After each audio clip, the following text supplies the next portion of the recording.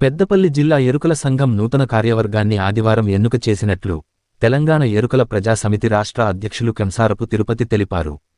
Press క్లబ్లో ఆదివారం నిర్వహించిన సమావేశంలో ఎన్నిక చేశారు. జిల్లా అధ్యక్షునిగా మానుపాటి రవి, ప్రధాన కార్యదర్శి అల్లెపు సదన్న, ఉపాధ్యక్షులుగా లోకిని రాజయ్య, మానుపాటి ఆంజనేయులు, రెవెల్లి శ్రీనివాస్, సహాయ కార్యదర్శులుగా మానుపాటి అనిల్, లోకిని సది, కోశాధికారి అల్లెపు లక్ష్మీ కాంతారావు ఎన్నికయ్యారు. ఎన్నికైన వారికి సంఘం సభ్యులు శుభాకాంక్షలు తెలిపారు.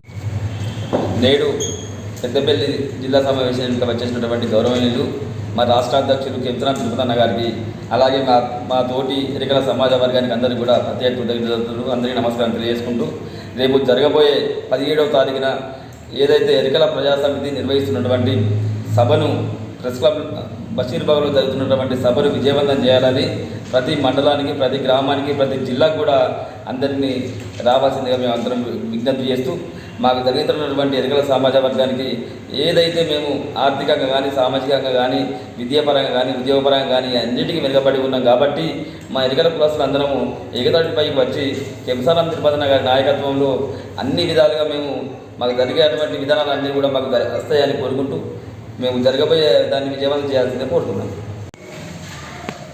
ఈరోజు తెలంగాణ ఎరుకల ప్రజా సమితి పెద్దపల్లి జిల్లా ముఖ్య కార్యకర్తల సమావేశం రేవెల్లి తిరుపతి గారు మరియు మాన్పాటి శ్రీనివాస్ గారు మరియు మాన్పాటి రవి గారు ఆధ్వర్యంలో ఏర్పాటు చేయడం జరిగింది.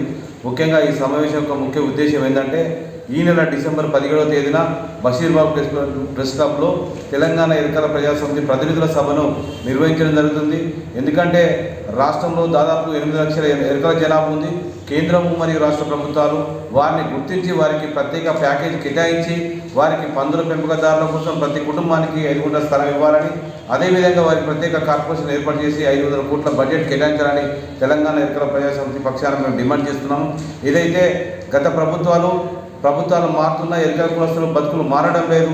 ఎందుకంటే సామాజికంగా, రాజకీయంగా, ఆర్థికంగా ఎరుకల కులస్తులు నెట్టివేయబడుతున్నారు. గ్రామీణ ప్రాంతంలో ఏదైతే ఇందిరమ్మ ఇల్లు గుర్తించారో మొదటి ప్రాధాన్యత ఎరుకల కులస్తులకు ఇవ్వాలి.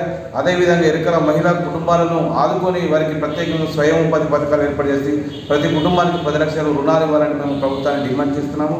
ఎప్పటికైనా రేవంత్ రెడ్డి గారు మాకు స్పందించి మా కులస్తులను గుర్తించి మాకు ప్రత్యేక ప్యాకేజ్ కేటాయించి ఎరుకల కులస్తులను ఆదుకున్నట్టయితే మేము మర్చిపోమని మేము ముఖ్యమంత్రి గారిని కోరడం జరుగుతుంది. ఏదైతే గత ప్రభుత్వం కేసీఆర్ గారి ప్రభుత్వము పందుల పెంపకదారుల కోసం కొంత జీవో తీసి బడ్జెట్ ఏర్పాటు చేసిందో ఆ బడ్జెట్ ఎరుకల కులస్తులకు కోసం ఖర్చు పెట్టాలని మేము ప్రభుత్వాన్ని డిమాండ్ చేస్తున్నాము.